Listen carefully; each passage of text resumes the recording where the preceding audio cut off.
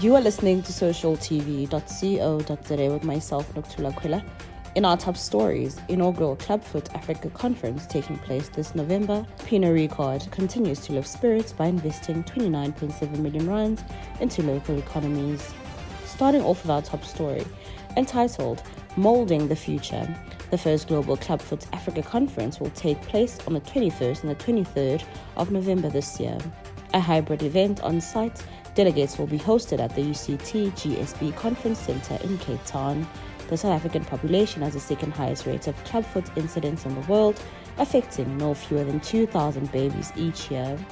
A first for Africa, this conference will not only bring specialists together to discuss treatment options, but essentially provide platforms for all stakeholders, including patients, families, to gain cutting-edge information.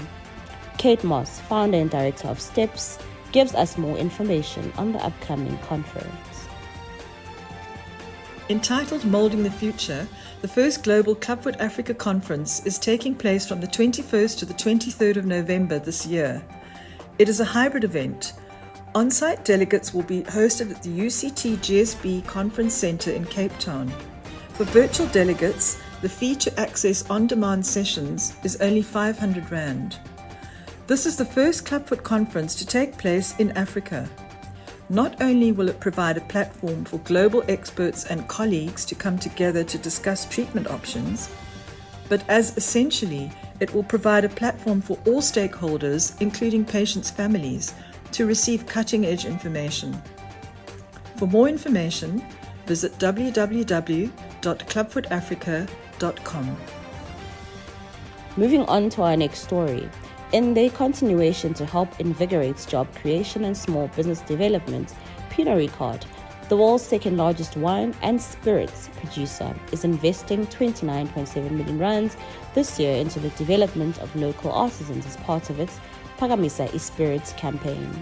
Run in collaboration with the Gauteng Department of Economic Development and Ferntech, the campaign is now capacitating its second cohort of makers. Last year, with the help of Ferntech, Phakamisa Spirits helped train 2 artisans who have since gone on to start their own businesses. That number will now grow to 8, with 3 of the makers being women. As South Africa's only centre of excellence for the furniture industry, this year intake of makers will have access to Ferntech's impressive repository of resources and practitioners. Over the coming years, Phakamisa Spirits will look to create several sustainable environments for these artisans to run their future businesses by assisting in the expansion of the makers' incubation programs across Gauteng. Over the past 2 years, over 60 million rands have been invested locally through this campaign. Part of this investment went directly into improving the lives of local makers in the form of training and financial assistance for their businesses, as well as providing them with access to market opportunities. This year, South Africans can help by purchasing a bottle from one of the participating brands, Ballantine's Finest, Absolute Vodka Original, Beef Eater London Dry Gin, and Chivas Regal 12-year-old, each presented in its own unique packaging, of which 5 Rand from every bottle sold will go towards providing local artisans with CETA accredited courses covering business management, manufacturing, technology, and accounting, as most artisans do not have formal training.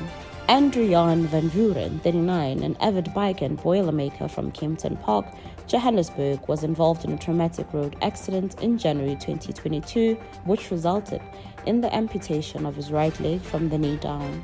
Despite undergoing 2 operations and facing many obstacles along the way, Andrew, a father of 2, returned to work a month after his accident, as he is the main breadwinner of his family. His fiancée, Maria, sadly lost her job like so many South Africans during the COVID-19 pandemic.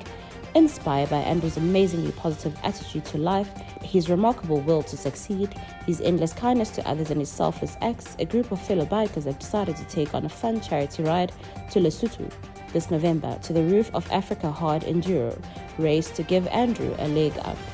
Traveling from Johannesburg to Lesotho to the Roof of Africa on delivery bikes, the friends hope to raise 200,000 rands on crowdfunding platform BackaBuddy to purchase a well-deserved prosthetic leg for Andrew.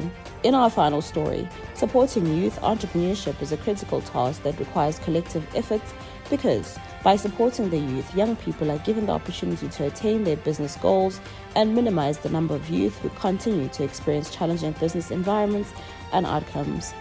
Through the Metropolitan Collective Shapers initiative, Metropolitan aims to invigorate youth economically through knowledge and skills and by enabling a sustainable future to reach their entrepreneurship goals and to empower their communities. By garnering the already present passion for interest that youth have in an area, the program aims to instill generational knowledge as well as new ways of running already existing businesses.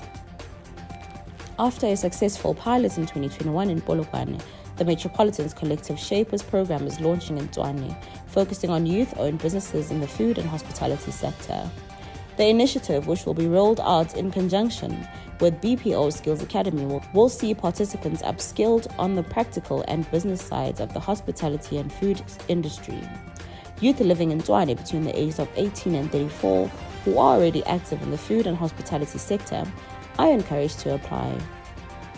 To recap our top stories, inaugural Clubfoot Africa Conference taking place this November.